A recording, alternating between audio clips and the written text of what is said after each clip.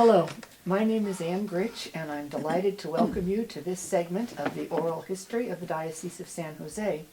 With me is Linda Bearie, who's the retired Chancellor of the Diocese, who's made innumerable contributions to our history. So I'm delighted to have you here, Linda. I'm glad to be here, thank you. So just to start out, if I remember correctly, you were born and raised in San Jose, so you've been part of this diocese all your life? Well, I was born in San Francisco, so I was part of the Archdiocese of San Francisco, and moved to San Jose when I was 4 years old. Okay. So we moved to East San Jose. So, St. John Vianney Parish. Yes. All right. And so I was in the first grade at St. John Vianney Parish when they opened it, yes. That's great. Then high school? I went to Notre Dame. Notre Dame High School, okay. So then you wound up teaching, right, at Mitty High School? Archbishop Mitty High School.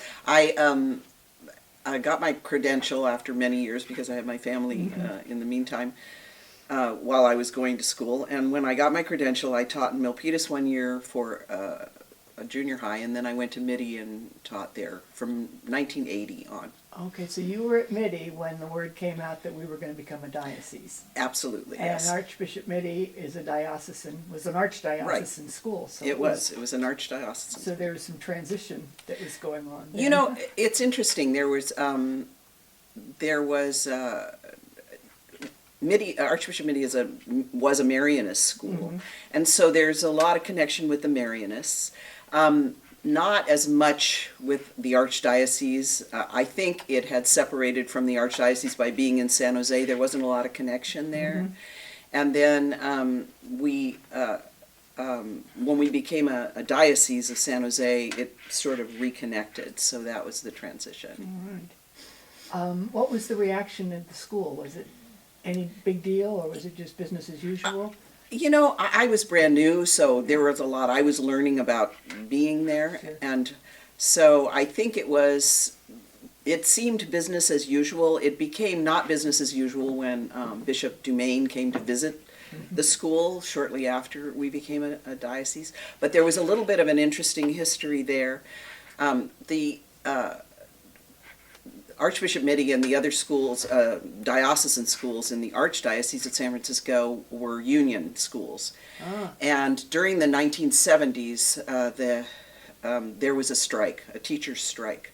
And part of that was that the teachers from many of the diocesan high schools went in and did a sit-in in the Superintendent of Education's office, and that was Father Dumaine at the time. And so there was sort of some consternation from some old-time union people saying, oh my gosh, this is now our bishop, right? That we sat in on his office, and they were actually arrested and everything. So there was some turmoil around that, but not, you know, it was bygones, but there was still a lot of memory about that piece. And of course, with Bishop Dumaine, bygones really were bygones. Really, yeah. That's a fun story. There was nothing on his part, but certainly there were some old timers. A little anxiety. Yeah, like, did we burn our bridges? You know, that kind of thing. And of course, Bishop Dumaine was so interested in Catholic education. I mean, absolutely, he was a supporter. Yeah, that was huge for him. Well, and he came from the, Archdiocese Department of Education, exactly. Right? Yeah. So you were at Mitty until you came to the Chancery. Yes, I was at Mitty 10 years. I was an English teacher and then the English department chair, and then under Father Jack Russi I became a vice principal and was vice principal from 86 through 90, or 85 through 90, anyway, 4 years, however that works out in math. And then I left Mitty and came directly to the diocese as the director of, actually associate for human resources. How did you hear about the job? That's kind of an interesting story too. I was on, the Marianists were leaving Archbishop Mitty, and we were having a search for a new principal of Archbishop Mitty, and I was on the search committee because I was one of the vice principals, and Father Pat Brown, then Father Pat Brown was also, and we met on the search committee. When we selected the new administration for Archbishop Mitty, it became clear they were going in a direction that wasn't consistent with the way I saw the school going. So I thought it would be best if I took a leave of absence, and I didn't want to be in the background naysaying a brand new administration. I didn't think that was appropriate. So I took a leave of took a leave of absence, had no job, started a job search, didn't know where I was going. And I loved education, and I loved being a teacher, and I thought maybe I didn't really want to go back to the public school. I was really a proponent of Catholic education. So out of the blue, Pat Brown called me and said, Father Pat Brown called me and said, you know, there's an opening for a human resources person at the diocese, and I think you have the skills for that. And I said, that's an interesting change of career. So I came in and applied, and of course I already knew Sister Claude, and I already knew Pat Brown, who was on the interview committee, and Father Jan Sandersfeld I'd never met, but he was on. But he was good friends with Pat Brown, and there may have been some stuff going on behind the scenes. I didn't know it if there were, but I was selected for that job. And so but then you were working with Father John Sandersfeld, is that right? Father John Sandersfeld was the vicar for clergy at the time, and at that time, the Human Resources Department that they were creating at that time fell under Father John Sandersfeld. Okay. So that was the department. It was basically human resources for priests through the vicar for clergy, and human resources for lay people through this new department. Was that an exciting time? It was. You know, it was. Personally, it was a hard transition to go from a school full of people to an office where there weren't a lot of kids around saying, you know, good afternoon, you know, and that kind of thing. But Father John Sandersfeld had a really clear vision for this department, and there were wide open opportunities to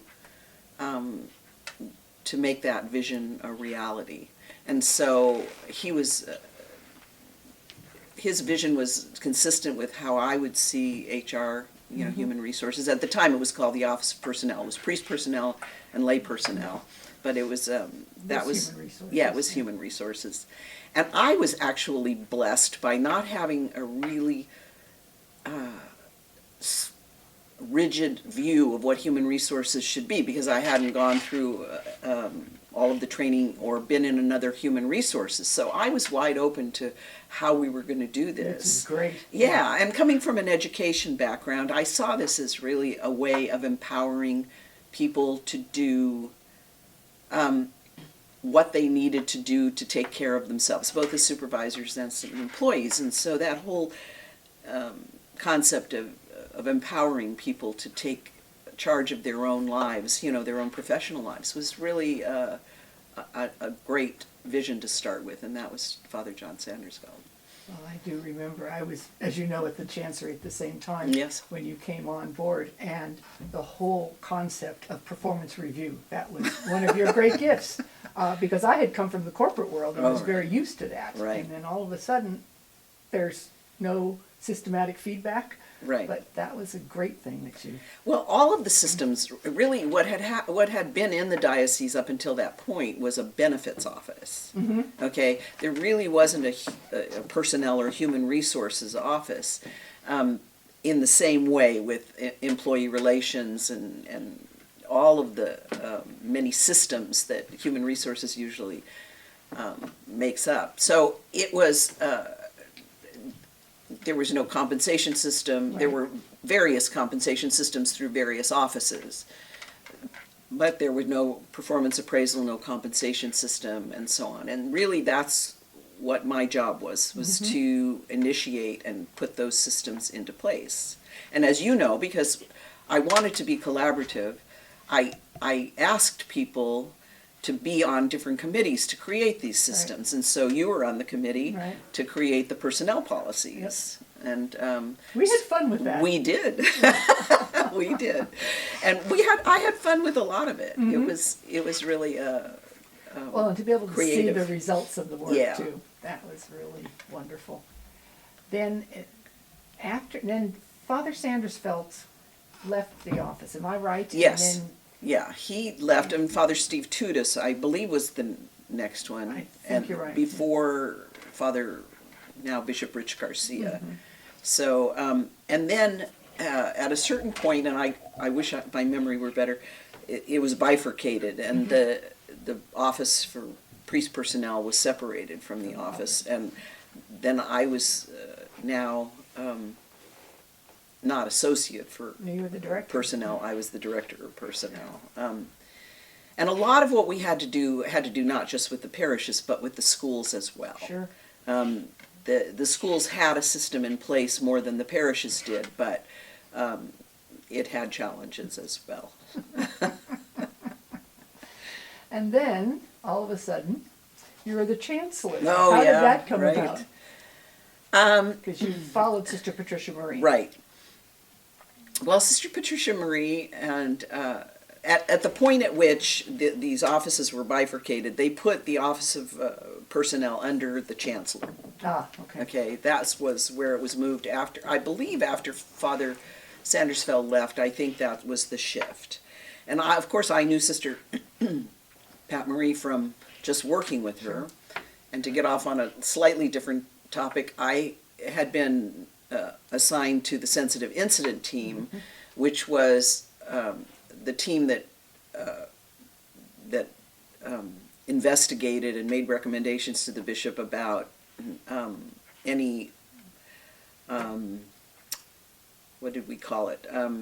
Allegations? Yeah, well, certainly they were out. Yeah, any allegations of misconduct. Misconduct. And so it spanned different kinds of misconducts. But so Sister Patricia Marie and I were the two female people on the team, along with the vicar for clergy and Monsignor Mitchell, and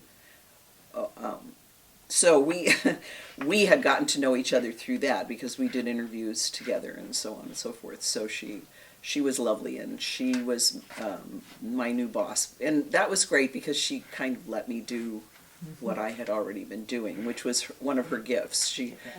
I reported to her also. Yeah. A wonderful mentor. She was a wonderful mentor.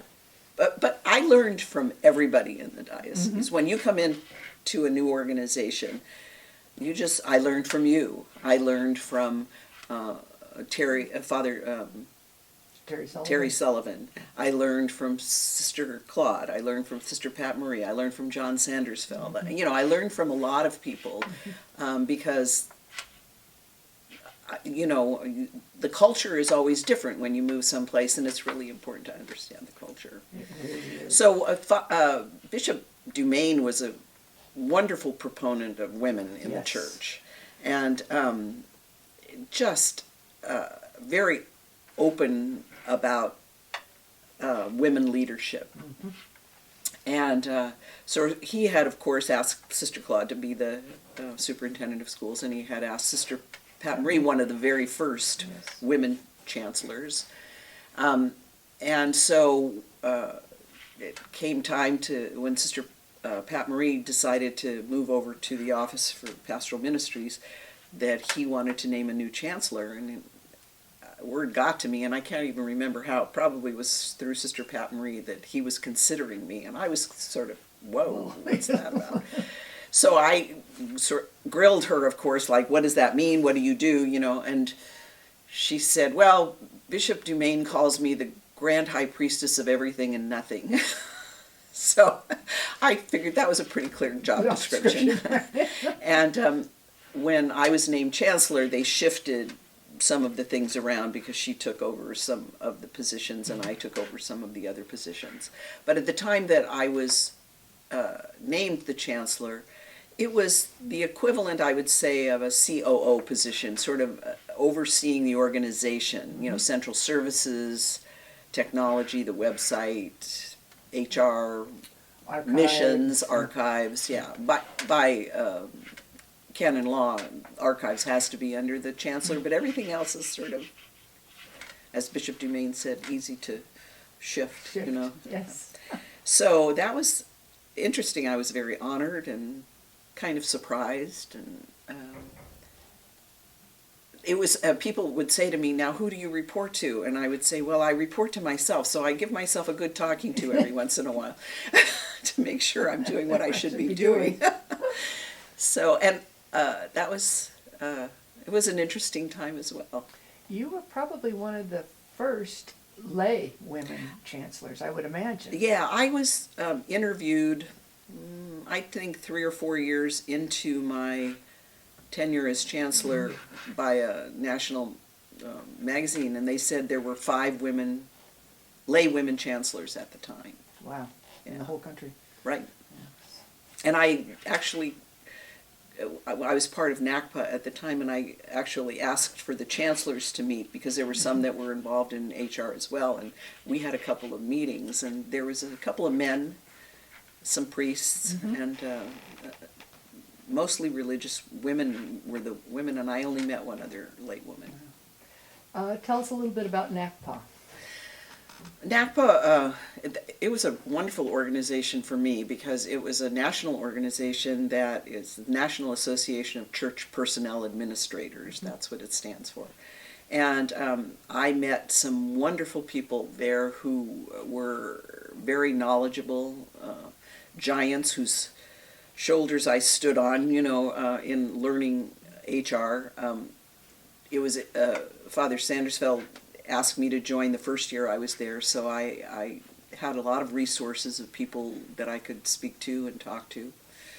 At the same time, it was great because we were able to be a resource in the Diocese of San Jose to several other resources, primarily because Monsignor Mitchell, when he was Father Mitchell and was the one of the founders of the Diocese of San Jose, set up an incredible system for lay people and personnel, not per se, but for example, we had central payroll, which made it very, very easy for us to organize a lot of what was going on, and our retirement system was really well done. So if it hadn't been for him, I know I wouldn't have gotten as far as I did in the HR system because of the systems that he set up.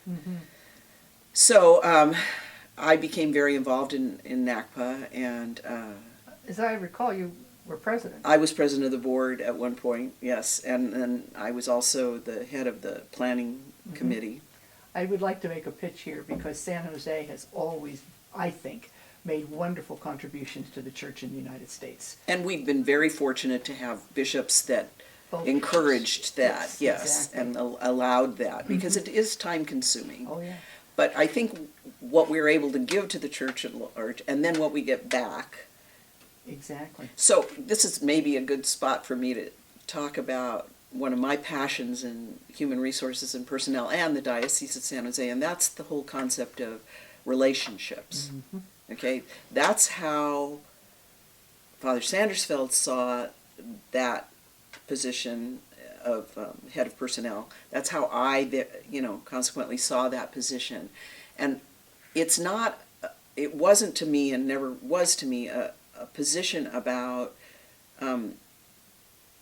laws or regulations, although that's Part of it. obviously part of it. But it was about how we relate to one another. Within the community of the diocese, within the staffing community. So I was very fortunate to have a background in marriage, family, and child counseling, which, again, Father Sandersfeld supported me finishing my degree, as did Monsignor Mitchell. And so I came at this from the point of view of this is not about advocacy for the hierarchy or the supervision, and it's not about advocacy for the employee. It's about advocacy for that relationship. How can we best make that relationship work? And I never stopped talking about that. I must have been really boring. I talked about it in NACPA, and I talked about it, in the diocese and in the trainings that we did.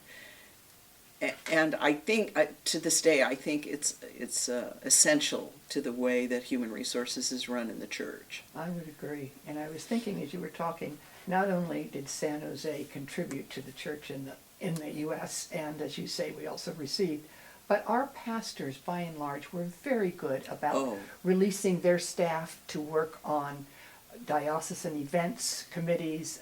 I'm thinking Monsignor Al Larkin was wonderful about sending people to. It was okay, to get away from the parish. being in NACPA really helped me to appreciate what it was to be in the Diocese Yes. of San Jose. Because I would hear other HR people, other chancellors, other vicars for clergy, and they would say, oh, and I'd say, oh, I work with the best priests. We have the best priests in the Diocese of San Jose. And I think there were lots of reasons why I felt that way. But one of them was that immediately upon getting the job, Father Sandersfeld said to me, I want you to go out and visit every single parish and every single school. And I said, Okay. okay. You know, do you want me to divvy this up with other people? Nope. He said, 52 parishes. 52 parishes, You can do 30 this. schools, Right. every one. And every one of them, I went out and said to them, what do you have right now in terms of HR? And then I would say to them, what can I do for you? How can I help you? Right? And some of them were very reluctant, I'm not going to say resistant, but reluctant to give over the oversight The control. of their parish HR system, such as it was, to anybody else, right? But I do remember one story where I went to this pastor and I said to him, do you have a sick leave? He said, yeah, when they're sick they leave. And I said, really? And he said, yes. And then I would say, you know, do you have a compensation program? And more often than not, the janitor was the highest paid person because he knew how to fix the boiler. And you could do, the priest could do the liturgy and the priest could do the catechesis, but the priest could not fix the boiler. And so he was the most valuable employee. And so they were, again, reluctant to come up with a compensation program because their values were reflected in the way that they paid. So I had some interesting conversations in some of the parishes, at some of the schools as well. And I say I'm looking at this compensation list of all of the teachers at this school, and she has her BA and not a credential, and she's paid more than anybody else in the school. Can you help me understand how that happened? We said, well, about 4 years ago, she got a divorce. She has 3 kids. She needs the money. So we put her to the top of the list. I said, oh, that's okay. Thank you Now for we letting have me to know. have a talk about the difference between charity and justice, you know. So, you know, those were the kinds of things. But what happened was, then again, at Father Sandersfeld's urging, I did a series of trainings and workshops. And I always thought that fear was a great motivator, so I used to throw in things about laws and things like that. I couldn't quantify the amount of time it took between point A and point B, but there was then a point where my phone started ringing and Father would say, first he would say, I think I did something really silly. And I would say, well, Father, how can we fix this, right? Until it was, I was getting phone calls saying, I'm thinking of doing this. What do you think? Way to go. Which was a huge change, right? And I'd say, well, Father, here's the pros and cons of that, right? But throughout this thing, they really felt like they could use the personnel department, the HR department, as a resource. And that was the shift. Yeah. That was a the huge shift. And they accepted then the compensation system, and they accepted the personnel policies, and they accepted the other systems that we put into place. And so I got to go to NACPA and say, I have the best priests, the best pastors, the best parochial vicars, and the best business managers in the whole world to work with. So I was very fortunate.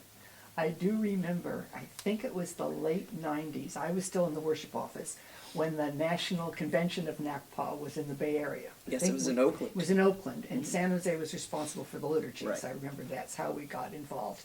And the late Andrew Greeley was Yes. one of the keynotes. Yes, he was. And the church in the West just showed the country, this Yes. is how you run a conference. It was. They Yeah. enjoyed themselves there. It Yeah. was really nice. Yeah. It was that was a surprise. Oakland was supposed to take it, and they lost their HR director right before it, and so Oh, they Lord. kind of gave it to me, and I went, okay. We can do this.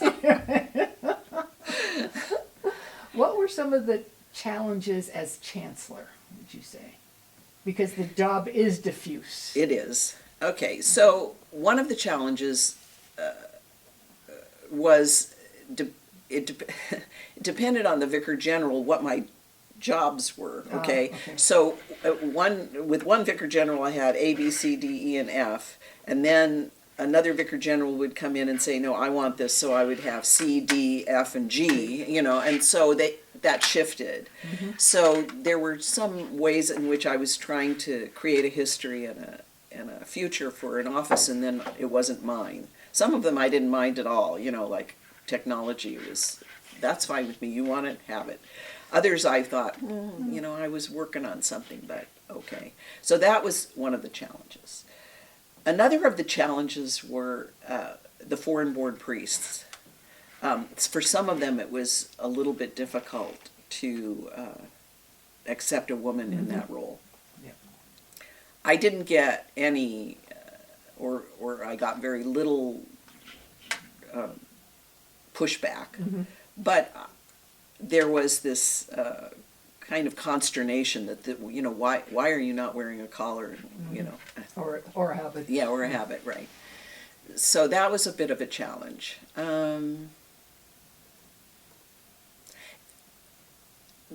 Depending upon the governance of the diocese at the time, because as you know, it's shifted over time, I had either influence or I didn't. And so I always had to kind of test the water. I knew, again, this gets back to relationships, I knew that, for example, Bishop Pierre would always listen to me. Mm-hmm. He might not want to do what I said, but I would get an audience, right? And I always knew that Monsignor Mitchell would try to partner to solve problems, okay? He might not see the problem the same way I did it, but he would partner always to solve the problem. And I always knew that Bishop PJ would hear me, but I wasn't always sure whether he heard somebody else earlier or later, and I just couldn't figure out how my input fit in there. So that was a challenge. But he was always gracious, and I learned that I probably had at sometimes more influence than I knew I had or thought I had. So again, it gets back to the challenge of relationships. That was probably part of it. I was very fortunate. Both Bishop Pierre and Bishop PJ were very supportive of what I wanted to do. Yeah. So Yeah. Bishop PJ has been very good about leaving in place a lot of what Bishop Pierre set up. I'm thinking of the Masters of Ceremonies, for example. I know that he would probably, when he came, would have preferred to have had a priest. That's what he was used to. But if this is how we do it in San Jose, that was fine with him. And that was pretty much the same with the Chancellor. I think that he didn't want to take a woman out of that position, and my sense of him is that he relies on his experience in other places to, like we all do, to move forward, and his experience wasn't the same in San Francisco as it was in San Jose, and so he would say to me, well, this isn't how we do it in San Francisco, and I'd say, oh, okay, well, how would you like to do it then, but he was always open to that, and that was good. What would you say your greatest contribution was in your years at the diocese? Well, on a structural level, I think the greatest contribution I did was set up systems, okay? What people choose, well, first of all, let me back up a little bit and say, I think there's a difference between contribution and legacy, okay? I think you can contribute something, but I think that contribution happens in the moment when you're there, and whatever legacy you leave is left in the hearts of people, or the acceptance of people for what you do in the moment while you're there. it's really hard to leave a legacy of systems because people come in after you and they do things differently, tinker with it, or, which is fine. That's what they're being asked to do. So I would say my biggest contribution was probably putting together all of the systems of human resources and personnel. I think there were the contribution, this sounds, I think, probably a little self-important, but I think my voice was important at certain times in the diocese. Yes. The voice about relationships, you know, the things I had to say about relationships and the demonstrations that I did that you of mediations and facilitations that things can be resolved in ways other than legal ways or other than Going to the jugular. yeah, right, going to the mattresses on something, you know, or really being adversarial about it. I believe in that, so I think that was a contribution to have people listen to that, saying, well, is that really the way we want to do this? Maybe we want to look at this a different way. In terms of what I would like to be remembered for in terms of contribution, I think I would like to be remembered for being fair and compassionate, No question. and having people, you know, really be the advocate for the relationship. I think that's what I would like to be remembered. So a friend of mine says he always had to put on his ambassador of reality hat. I'd like to put on my ambassador for relationships hat, and try to, and that would be the legacy I would hope there would be some remnants of after I left. I personally have been very grateful for your generosity in terms of the Institute for Leadership and Ministry teaching there. That was great. You were very good about getting the message out to people, too. The folk in the parishes knew what was going on because you were really very good about explaining. And of course, part of that is the teacher in you. Well, I was going to know? say that's the teacher that keeps creeping out, right? And that was a huge opportunity to Sure. teach in the ILM. Yeah. Because you had all of these lay leaders who then at And from least different parishes. at least got a glimpse into how the diocese perceived the relationships between it within the community of the staff, the community of the parishes, and so on. And I would hope there was some kind of trickle down into the parishes and schools of that. That's what we hope. Yeah, that's what you hope. That's what we hope, always. We live in hope. That's true. 2002 was a very difficult year. It was. How did that impact your work?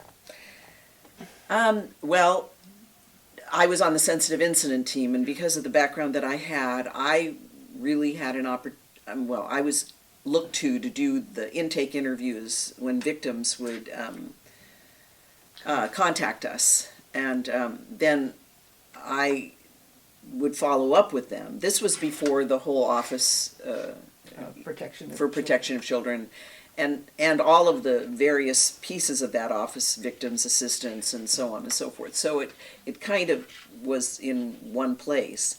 And I remember in 1 month's time, I kept a log, and I had 45 contacts of not necessarily 45 different people, but 45 contacts to interview, re-interview, try to find other people to interview, go back and forth in 1 month. So you can imagine doing that on top of the other things. So it was stressful, and it was hectic, and it was scary because I didn't want to do the wrong thing. And it was such a sensitive, doesn't It even was, describe it. yeah. And so I didn't want to make things worse. And I didn't have the power to make things better. So I was just trying to be there, be present for people, both the people that had the allegations against them as well as the Sure. people who were making the allegations. So it was a tough time. I suspect you were helpful to the bishop at that time, too. I would like to think so. That was a difficult time for him. It was a very difficult time for him. It was difficult for everyone. And, you know, I mean, we came across some false allegations in that Sure. in that process that were heartbreaking for everyone, the victims and the people that had the allegations against them. So that was sad Right. as well. Now, before you retired, you did manage to hire at least a successor for part of your work, huh? So the office kind of expanded, the Chancellor's office? Well, the HR office expanded, and then the Chancellor always had an assistant, which I had, and was always in charge of archives and records, and had various offices. But the HR office, historically, I had an assistant, Mary Ann Arnold. Right. But when the office was created, Mary Ann Arnold worked for both the Vicar for Clergy and I remember. me as well. So when they asked me to take over the Chancellor's office, I said, I can't share an assistant here. I mean, I can't do the Chancellor's office. It was like almost any church thing, you know, the more you do, the more they want you to do.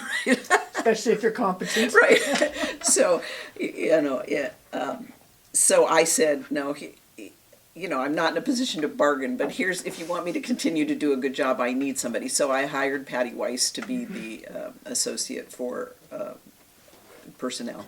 And so then we shared secretaries with Vicar for Clergy until we were bifurcated, and then we went down in size. And then as we took on more and more, so we took on immigration issues which was a very time-consuming issue. We took on recruiting for the schools, you know, teachers for the schools and so on. So as those things came our way, we expanded the office. I'm thinking probably maybe by one person or two people, you know, administrative people to handle this. And then at one point, payroll was put into my office as well. So I had about 11 people that I supervised at one point, 9 at another point, depending upon who the Fluid. yes who the Vicar General was. When we opened new parishes, were you involved in that at all as Chancellor? Not to huge extent, you You know. I mean, were on the bishop's cabinet. right. so- I was on the bishop's cabinet during some of it, but the Chancellor's position, you know, is the recorder for the Diocese of San Jose. So I had to be present at some of the ceremonies, to witness the ceremonies, to document the ceremonies, to sign off on the ceremonies, but not in the day-to-day work except for helping them staff Get settled, and that yeah. kind of thing. Yeah. Anything else to tell us?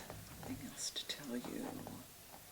This has been really helpful just to get the history of our diocese. Yeah, let me think. I